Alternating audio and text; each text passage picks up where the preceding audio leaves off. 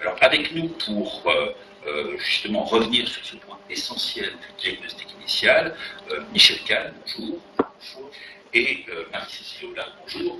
Bonjour. Alors, Michel Kahn, vous dirigez le cabinet de consultant Michel Kahn Consultant. Un mot sur vos activités qui conseillent, accompagnent le développement des réseaux depuis une trentaine d'années. Un tout petit peu plus, mais ça changerait. Le cabinet Michel Kahn Consultant est tout à fait spécialisé depuis près de 40 ans dans l'accompagnement, la création et le développement de têtes de réseau à partir d'une graine de réseau ou à partir d'une grosse entreprise existante ou d'un concept en voie de se structurer. Nous avons des expertises de tous les métiers qui concernent le commerce organisé indépendant, que ce soit juridique, économique, commercial marketing et managérial, y compris des divisions de courtage qui accompagnent le développement avec des viviers de candidats et des structures, le financement, l'accompagnement, on a des services tout à fait complets en France et à l'international, bien entendu. Marie-Cécile Hollard, alors évidemment, vous êtes senior manager chez Mazars. Mazars qui accompagnait tout à fait à côté des réseaux, des entreprises qui souhaitent se développer en réseau. Oui, tout à fait. Donc, le cabinet Mazars est tout d'abord connu pour être un cabinet d'audit et d'expertise, mais nous avons également notre place auprès des entrepreneurs et notamment des franchiseurs au sens large, dans tout ce qui est le commerce organisé. Donc nous avons des offres, que ce soit sur le domaine juridique, sur le domaine économique et financier, pour justement les aider à s'implanter en réseau et se développer. Voilà, notamment en raison de votre réseau de proximité un peu partout dans l'Hexagone et même outre-mer. Tout à fait, exactement. Voilà, Michel Kahn, Marie-Cécile Hollard, premier point, un certain nombre d'entrepreneurs s'imaginent que leur concept est un concept rentable qui peut être dupliqué et que donc ils envisagent de se développer en franchise, par des réseaux de franchise. Comment vérifier cela, Michel Kahn? Comment mener cette première phase qui est de bien valider ces points? Est-ce que le concept est réellement rentable et puis est-ce qu'il est réellement réitérable, duplicable? Alors le premier indice, évidemment, c'est de considérer que penser à dupliquer son concept, c'est essentiellement de penser à dupliquer sa réussite. Et évidemment, on ne peut pas imaginer dupliquer un concept si à la base, on n'a pas démontré que ce concept est attractif, qu'il est viable, qu'il est profitable et qu'on peut imaginer réitérer une véritable réussite commerciale. Donc ça, c'est le point fondamental. Ensuite, je dirais, plus on se préoccupe tôt de se renseigner, de consulter des cabinets comme Mazars ou le nôtre, mieux ça sera pour l'opérateur qui veut se mettre en place dans les starting blocks pour se mettre dans cette compétition et se présenter sur les marchés de la franchise et du partenariat, parce que le parcours du combattant n'est pas toujours très simple. Il y a un ensemble de considérations, il y a un ensemble de précautions, il y a un ensemble d'attention technique et se mettre aujourd'hui sur les marchés, cela veut dire qu'il faut être professionnel parce que c'est tout à fait un autre métier que celui que l'opérateur possède. Mais d'un mot, parce que évidemment ces séminaires sont consacrés à cela, à vérifier qu'un concept est bien duplicable, quels sont les points quand même absolument incontournables? Qu'est-ce qu'il faut vérifier en premier? Eh bien, évidemment, tout d'abord, c'est le concept. Qui dit concept dit protéger son concept. Protéger son concept, c'est évaluer toute la propriété intellectuelle que va composer ce concept. Les marques, les dessins et modèles, les droits d'auteur, les brevets s'il y en a, tout le dispositif de protection avant de le présenter sur le marché. Ça, c'est déjà la phase importante. À cela, il y a des réflexions fiscales, et Cécile nous en touchera un mot. Il y a des considérations économiques, c'est également une préoccupation. Il y a des précautions éminemment juridiques, et il y a une architecture qu'il ne faut pas manquer, parce que le commerce organisé indépendant offre de nombreuses possibilités. Quand on parle de franchise, c'est un terme générique, mais il y a des options à prendre sur peut-être des formes qui sont adaptées. Il faut que la forme soit adaptée, évidemment, à ce que l'on est, à ce que son back-office représente, à ce que l'on veut faire sur les marchés. Donc, la mise en place est déterminante, et là, il ne faut absolument pas faire d'erreur, parce que si on se trompe de route, c'est-à-dire que la sortie d'autoroute elle est lointaine, il faut revenir à la case départ et recommencer. Marie-Cécile Lola, une fois on s'est assuré que le concept est viable, qu'est-ce qu'il faut voir pour être certain qu'on a ces capacités dont a parlé Michel Kahn, c'est-à-dire la capacité de manager, de développer, de finalement jouer la rôle de tête de réseau? Oui, effectivement, non seulement il faut... Bon, on part du principe que le concept est une réussite commerciale, qu'il est réitérable, donc applicable à n'importe quel endroit de France, voire à l'étranger, mais devenir franchiseur au sens large, en tout cas devenir tête de réseau, c'est apprendre un nouveau métier. Et pour justement mettre en place ce réseau, il faut être attentif à certains points, notamment apprécier donc la force juridique, ce que mentionnait tout à l'heure Michel, du point de vue de la marque, de la protection de tous les designs, de tous les logos que l'on peut faire, mais également apprécier le contenu de son expérience, de son savoir-faire pour être en mesure de pouvoir le transmettre, valider également que l'on possède les compétences internes pour être en mesure d'accompagner les partenaires, les futurs partenaires, puisque la tête de réseau aura l'obligation d'apporter une assistance technique et commerciale afin de garantir la réussite de ses partenaires. Et il faudra également penser, notamment si l'on est dans un commerce avec de la vente de marchandises, de biens, de valider si l'on est en mesure de fournir ou non une centrale d'achat ou de référencement pour approvisionner l'ensemble de ses partenaires. Alors sur ces points, vous le voyez là maintenant, ce sont des points que vous pouvez découvrir sur le webinaire pendant une semaine, puisque ce webinaire, qui est aujourd'hui en direct, est rediffusé sur le site Webikeo, sur les webinaires de Mozart pendant une semaine. Et puis vous retrouverez également sur les chaînes YouTube qui vont proposer désormais ces contenus de webinaires consacrés à l'exercice au développement des grêles de réseau pendant plusieurs semaines. Alors là maintenant, voilà, vous avez vérifié que votre concept est réussite commerciale, vous avez vérifié qu'il est réitérable, qu'il est duplicable. Passons à la phase de structuration, de développement, la phase opérationnelle. Alors vous avez structuré cette phase de structuration, vous l'avez structurée en 4 piliers. Ces 4 piliers qui s'affichent maintenant à l'écran. Premier pilier chez Kahn, c'est le pilier commercial marketing.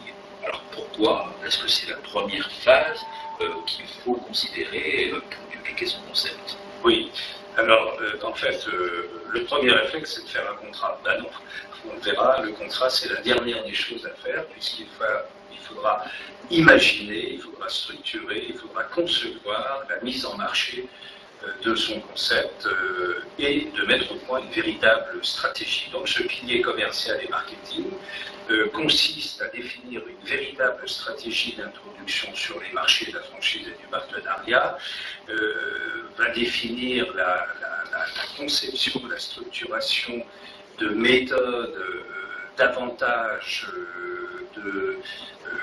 d'organisation du mix pour être véritablement attractif. Et là, bien sûr, le concept c'est fait pour être commercialisé.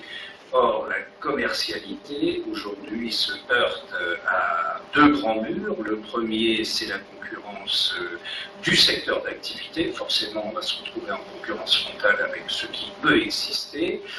Et la deuxième chose, le deuxième mur va être l'obstacle à franchir de tous les autres secteurs d'activité, de tous les autres réseaux, car le monde des réseaux aujourd'hui est composé de 1800 réseaux, c'est pas rien, et de concepts qui sont différents, qui sont attractifs pour des investisseurs et des candidats à l'entrée dans les réseaux. Donc il va falloir mettre en avant ces originalités, ces attractivités, l'intérêt qu'il y a de rejoindre un réseau, et ça c'est tout à fait un autre métier que de vendre les produits. Bien sûr, les secteurs d'activité eux-mêmes se heurtent à la concurrence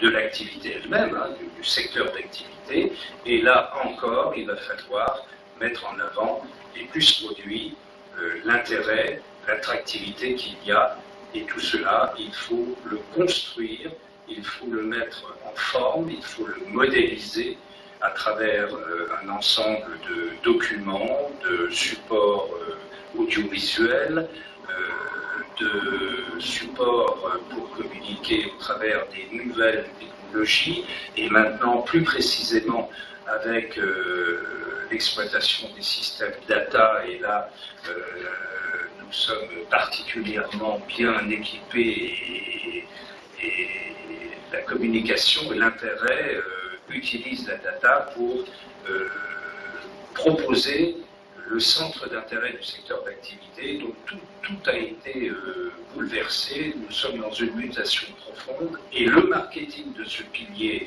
commercial et marketing change également, et c'est cela qui est intéressant, et c'est cela qui est tout à fait nouveau, parce que là encore, les candidats à l'entrée dans des réseaux, les candidats à la franchise, ont modifié leurs attentes, leur comportement d'achat, surtout leur comportement de premier intérêt, c'est-à-dire on a beaucoup évolué dans le facteur clé d'intérêt d'opter pour une enseigne ou non, et c'est cela qui a fondamentalement changé très rapidement là, dans les 8 derniers mois. Marie-Cécile Lola, donc ce pilier est très important, Michel Kahn le disait tout à l'heure, avant de penser contrat, développement, il faut d'abord se mettre en place une sorte de boîte à outils marketing. Oui, effectivement, avant de se lancer dans n'importe quelle rédaction de contrat, il y a des étapes qui sont vraiment primordiales, notamment le pilier commercial et marketing, puisque comme le disait Michel, il faut savoir recruter les candidats, donc avoir des outils commerciaux qui sont attractifs pour que les candidats se présentent à vous pour développer votre concept.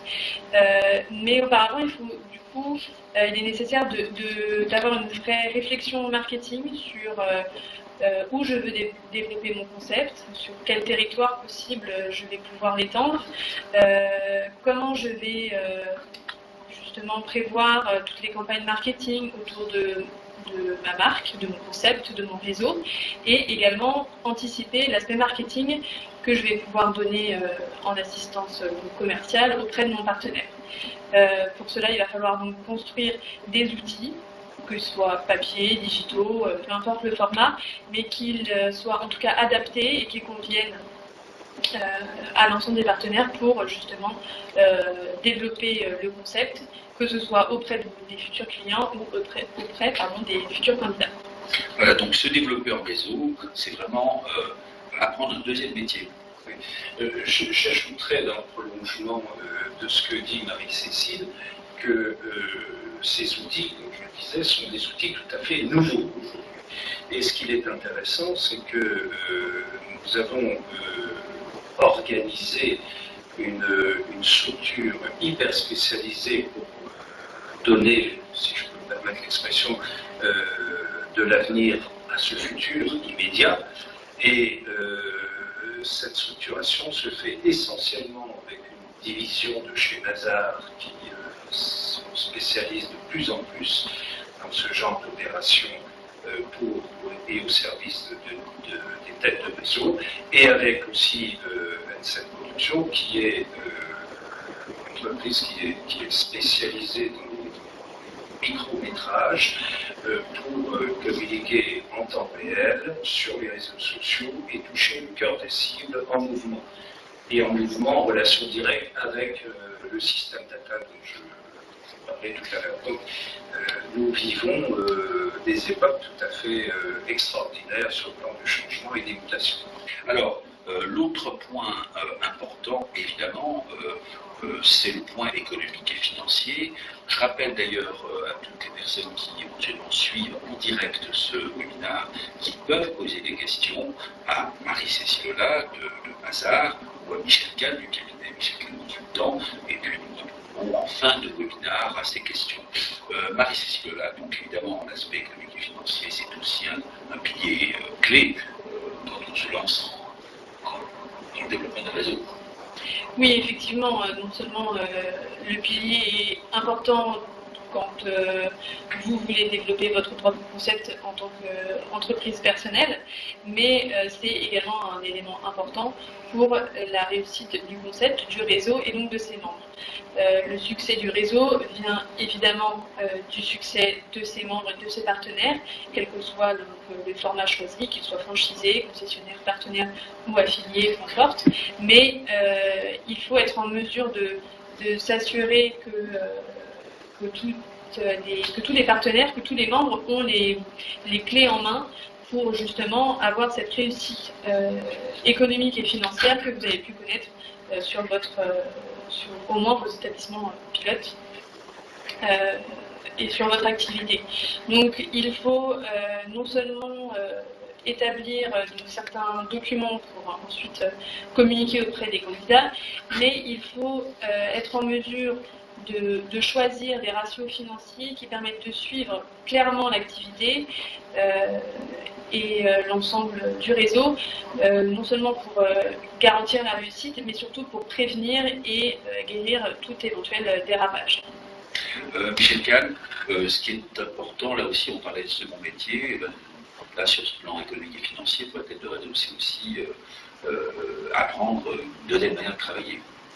Ah oui, la vie change, l'état d'esprit change, car un bon réseau, une bonne tête de réseau, un bon dirigeant de réseau est celui qui considère que sa propre réussite ne repose que essentiellement sur celle de son partenaire, de son franchisé. C'est-à-dire que si on a compris cet élément-là, on a tout compris à la vie et à la réussite des réseaux et à la mentalité, je dirais, et aux valeurs surtout, de conquête, certes, mais aussi de partage.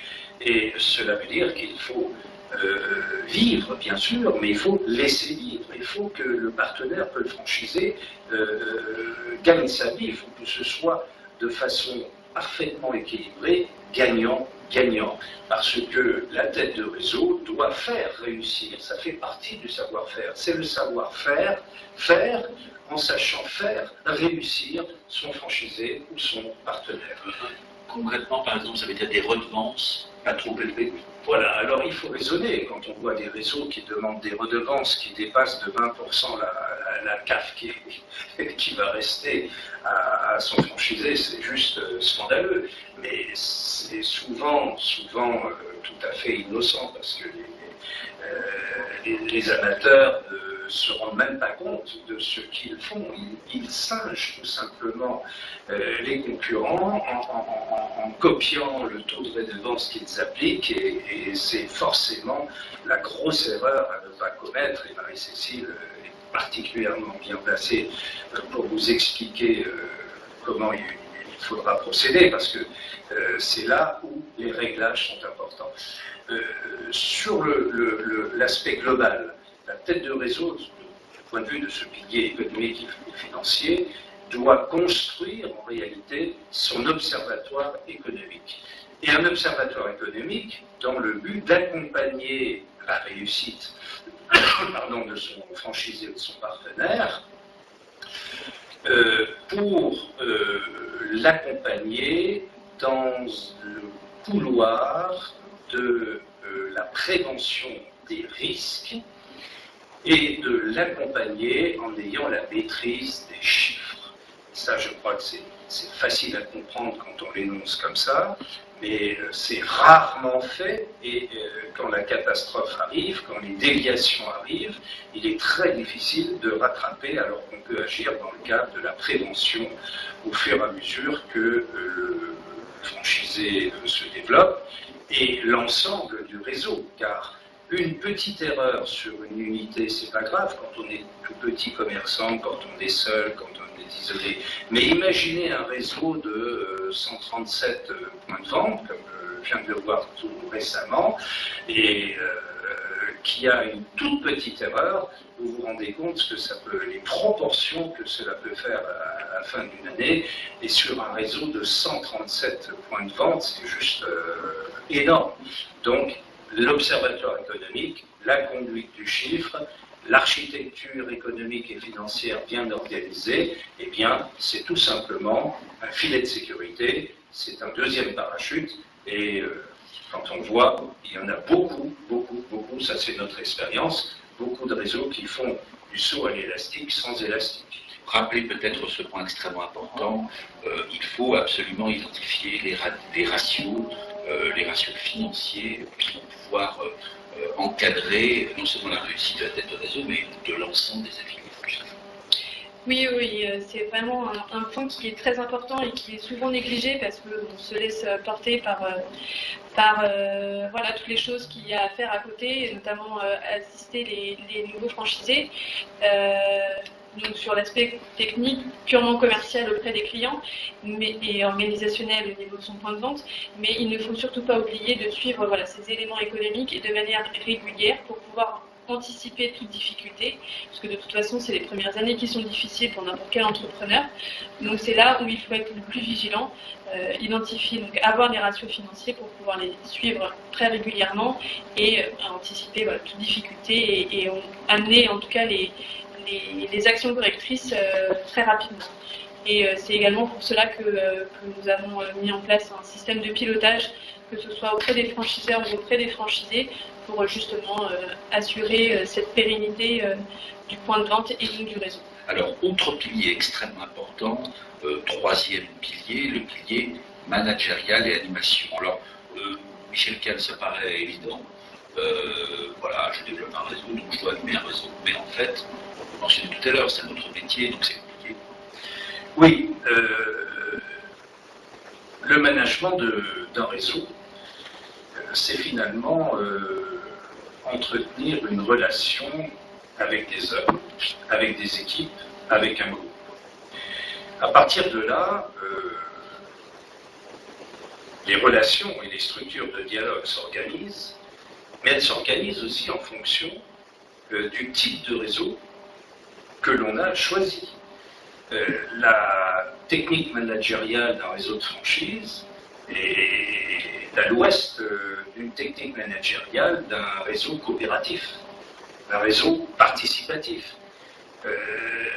La concession est encore différente, la licence de marque également. Les structures se mettent en place d'une façon spécialisée. Et quand on voit, et nous sommes en plein dans l'actualité, le projet de loi que j'espère ne passera pas, qui vise le système même de la franchise, qui imposerait une forme de comité d'entreprise pour dialoguer avec des salariés qui ne sont pas les salariés du franchiseur et qui font partie d'entreprises qui ne sont pas les entreprises de franchiseurs. Donc vous voyez la difficulté de mettre en place un réglage managérial qui doit en même temps absolument respecter l'interdépendance des parties, parce que, je le rappelle, un commerçant dans le cadre du commerce organisé indépendant est un commerçant juridiquement et économiquement indépendant, responsable de sa gestion et de la conduite de ses équipes. Michel Kahn, rappelez-nous ce point qui paraît évident pour vous tous, mais peut-être que certaines personnes n'ont pas encore complètement compris cela. Un bon manager, un chef d'entreprise, une tête de réseau ou un entrepreneur entrepreneur qui est un bon manager de salariés n'est pas forcément un bon manager de réseau. Absolument. Et de ce point de vue, nous avons une école avec Mazars qui entraîne les managers de réseau, parce que ce management, c'est un management spécialisé. On ne l'acquiert pas comme ça. On disait, on le répète, on le martèle, créer et développer un réseau, c'est un autre métier, c'est des qualités d'ailleurs. Nous avons créé le CETIF à la fac de droit, c'était un enseignement qui intègre une grosse partie et qui consacre au management.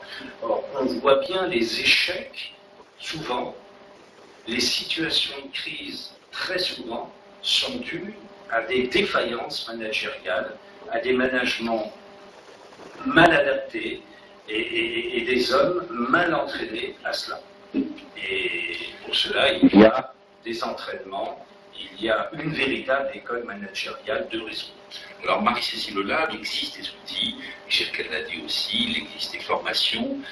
Est-ce que vous pourriez nous en présenter quelques-uns? Oui, effectivement, pour avoir une réussite de réseau, et cela est d'autant plus important en fonction du type de réseau, comme le mentionnait Michel, notamment par exemple pour les coopératives, puisqu'il y a un fort lien entre les partenaires qui jouent un rôle prépondérant dans la vie du réseau. Il faut donc garantir une certaine homogénéité, une cohésion au sein du réseau. Et pour cela, il faut du coup mettre en place des outils de management, d'animation de réseau, mais on peut très bien utiliser des outils que l'on rencontre également dans la vie d'entreprise courante, on va dire, comme l'organisation de séminaires, de team building, de déjeuners, de dîners, de soirées, tous ces éléments qui sont un peu plus conviviaux et qui sortent un petit peu du carcan, on va dire, professionnel, pour justement fédérer tous les partenaires. Après, il y a aussi des outils qui sont un peu plus spécifiques au domaine de la franchise en général, avec de l'animation de terrain, donc que ce soit la tête de réseau va mettre des animateurs de région en fonction de la taille du réseau pour justement suivre de manière assez approfondie les partenaires, mais également la création d'une structure de dialogue, d'arbitrage qui peut justement pallier à toute difficulté entre les partenaires et les têtes de réseau, ou même entre partenaires. Marie-Cécile Lola, Michel Kahn. Michel Kahn disait tout à l'heure qu'il y a une évolution très rapide, notamment l'apparition du digital dans les réseaux. Est-ce que justement, là, les outils sont en train de changer, avec l'apparition peut-être de nouvelles méthodes pour manager, pour créer une interdépendance ou une cohésion entre tous les membres d'un réseau, avec le digital? Oui, bien sûr, effectivement, le digital va, comme partout, prendre de plus en plus de place, non seulement du point de vue de la communication, de la publicité, mais également d'un point de vue managérial et d'animation, puisque ça va permettre d'avoir un outil qui soit disponible très régulièrement et auprès de l'ensemble des membres du réseau pour fournir des informations qui soient les plus à jour possible, que ce soit sur les produits qu'on va proposer, sur les méthodes qui sont préconisées d'un point de vue commercial par exemple, que ce soit sur toutes les évolutions du concept, et donc cela va permettre d'avoir une communication, d'une diffusion très générale, très rapide, et puis du coup les partenaires pourront la consulter au moment le plus important pour eux. Michel, vous êtes sur ce point? Je suis en accord parfait avec Marie-Cécile, comme d'habitude, et comme d'habitude, je rajouterais un petit assaisonnement pour dire que le fameux outil bien connu dans les réseaux qui s'appelle le sociogramme n'existe plus du tout sous la forme que l'on connaissait. Il a pris un visage vraiment de proximité sur une communication ascendante et descendante, et sur une communication complètement transversale, parce que le réseau renforce les éléments de cohésion et vise l'harmonie d'un réseau, ce qui est important, et donne de la force à un réseau. Le management, c'est aussi donner de la force à un réseau sur les marchés, dans le paysage commercial, et l'on ressent aussi l'efficacité d'un management dans le comportement d'un franchisé à l'égard de son client. car il va exprimer son intégration totale et son adaptation totale dans le réseau aux yeux même du consommateur. Et c'est cela qui va donner de la force. Alors, venons-en maintenant au dernier pilier. Alors, on considère que c'est le pilier le plus important, c'est peut-être le pilier le plus important, celui qui est juridique et contractuel. Alors, ces contrats dans le commerce organisé indépendant sont nombreux. Hein.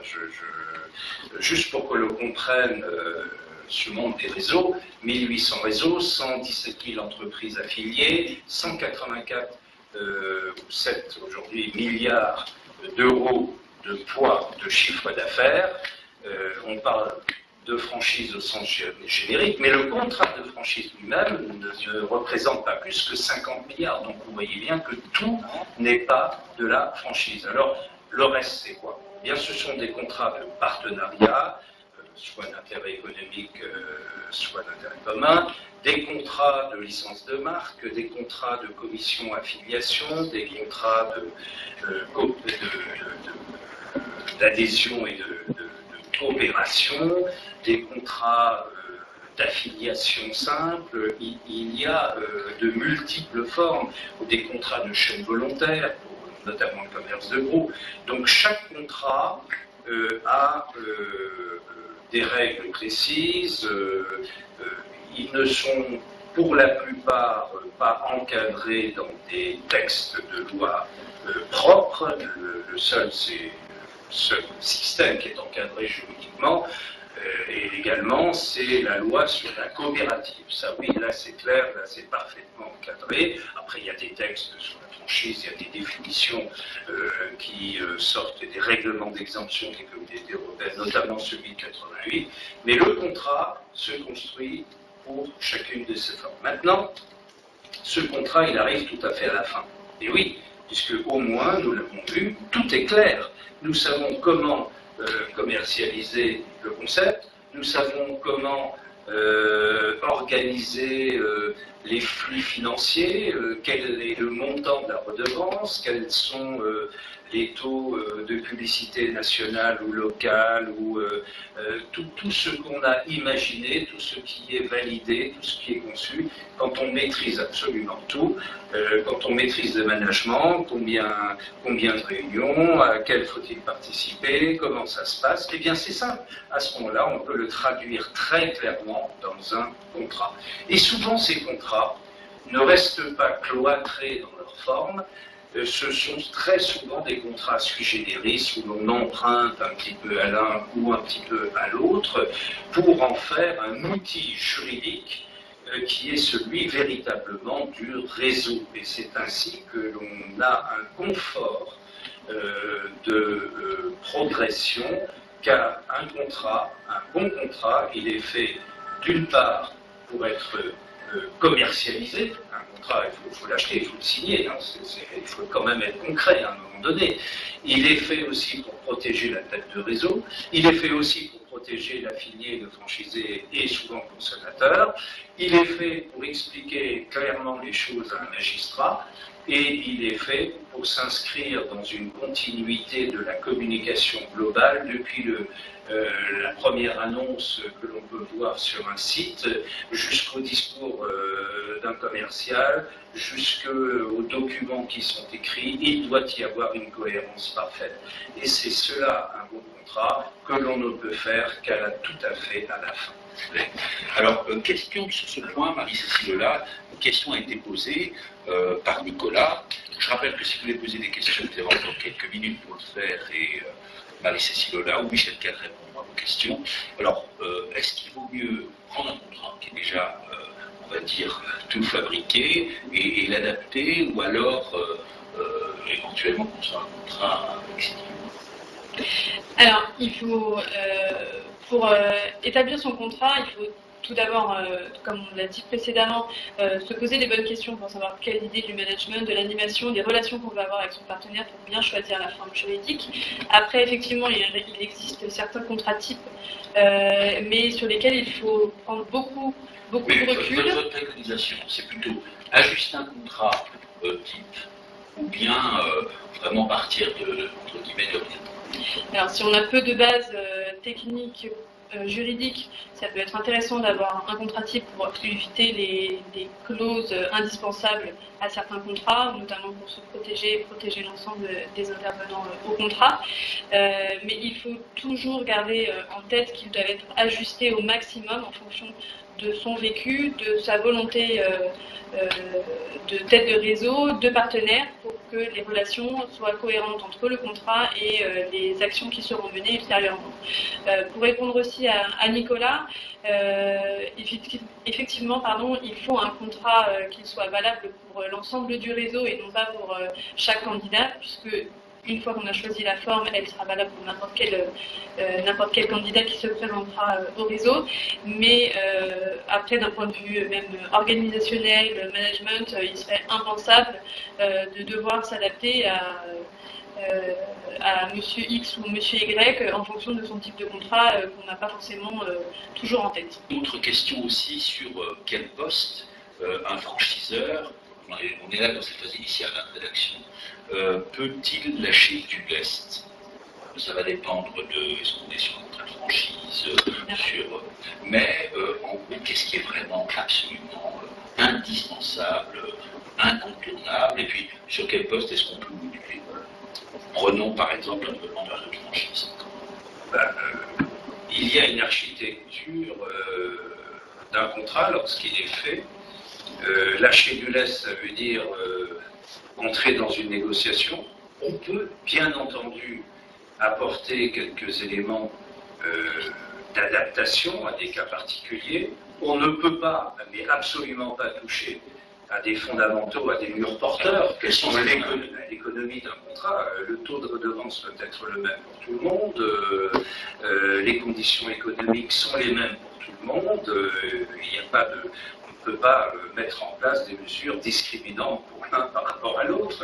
Sur quoi est-ce qu'on peut jouer alors? Eh bien, souvent, il y a des conditions d'agrément de la succession du contrat. Par exemple, lorsque, je rappelle que tous ces types de contrats sont des contrats intuitifs personnés, qu'ils sont signés en raison de la personnalité du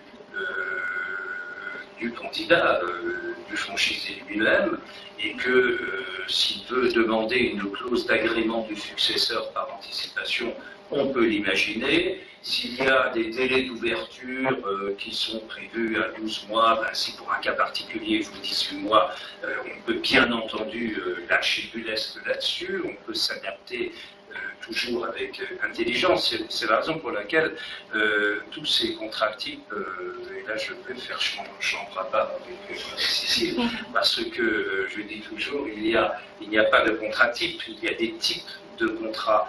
Et même sans le vouloir, on peut être prisonnier d'un carcan qui peut être fatal, et ce genre de contrats, on les sort souvent du tiroir, alors que par expérience, les contrats qui sont vraiment faits pour la tête de réseau, une fois qu'ils sont faits, ils sont bien faits, on ne les sort plus, on n'en parle plus, tout est fait naturellement, on se comporte tous les jours d'après ce contrat. Michel Kahn, comment est-ce qu'on procède pour valider le contrat qui est proposé, la forme contractuelle? Lorsque le contrat est fait, il est applicable à chaque...